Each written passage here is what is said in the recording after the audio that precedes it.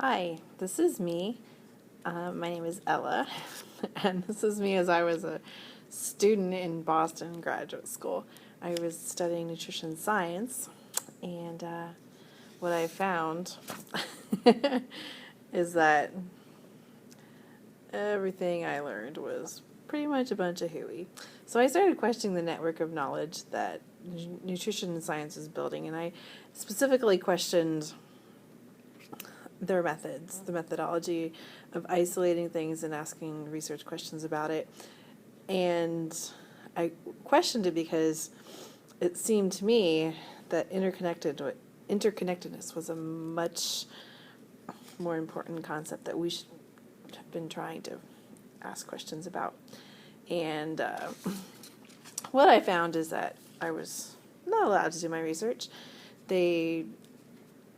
I'm trying to think of like the precise words. They suggested I withdraw.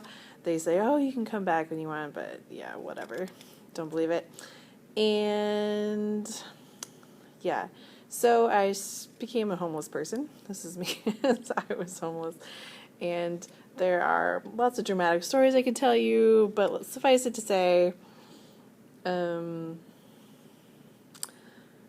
it was a very jarring experience for me. It was an experience that led me to even deeper research about society and how it works and how it's set up. And it actually branched even further into angels and how angels act in society and how people, animals, situations can be set up by angels, and this is known as synchronicity in different disciplines. In religious words, they use the word angels.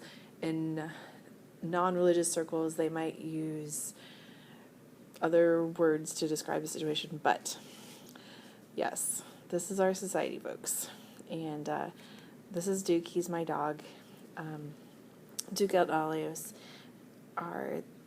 is in reference to the fact that Duke and many other people have acted as angels for me in my quest to understand society. So, yes, I talk about angels, but literally there's no such thing as magic. There may be lots of things that people don't understand, but magic, no. Though I do find it very interesting that as society, magic is so prominent in our literature and in our movies and the like. Now, I think most people understand that there doesn't seem to be justice in the world. We have a justice system, but I think justice is something for which we strive. And the results of my research show that to establish universal justice, we could literally implement universal justice when we all learn to live and love. And I'm not exaggerating at all when I say that. I'm going to scoot this over a little bit so everybody can read it. And in fact, as Tyree Scott has said in this quote, "The low wages and exploitation of one will pull down the wages and conditions of the other. Any advancement of one is tied to the advancement of the other. It is in this context that makes foreign policy, trade, and immigration central issues to the labor movement." And I would say not just to the labor movement, but to people's lives in general. Part of my trek took me through Washington, D.C., and I was able to do a lot of research there, not only in going to museums and talking to people in the Library of Congress and looking at things there. I was able to walked by lots of buildings, and it was very interesting to see, for example, some of the quotes that were on the Robert F. Kennedy Department of Justice building. One prominent quote was, "Justice to each is the good of all." This will become more clear later. Justice is a foundation for social security, general happiness, and the improvement of progress of our race. Justice in the life and conduct of the state is possible only as first it resides in the hearts and souls of the citizens.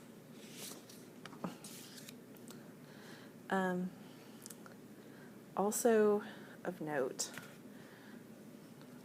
society isn't merely Western society. It is the total of society, the total of Eastern and Western lines of thinking, and even lines of thinking that do not usually fall in those two labels as well. So, but as a nod to the people of the East, knowledge needs wisdom. Wisdom depends on spirituality, and true spirituality includes service to others.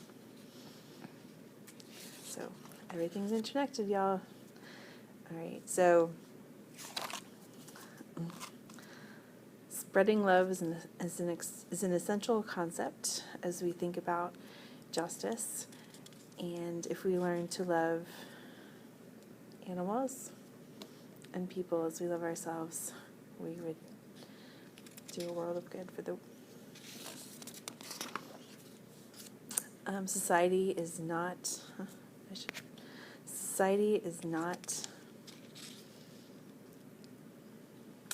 separate from its history. And I think as we think about, for example, where we're from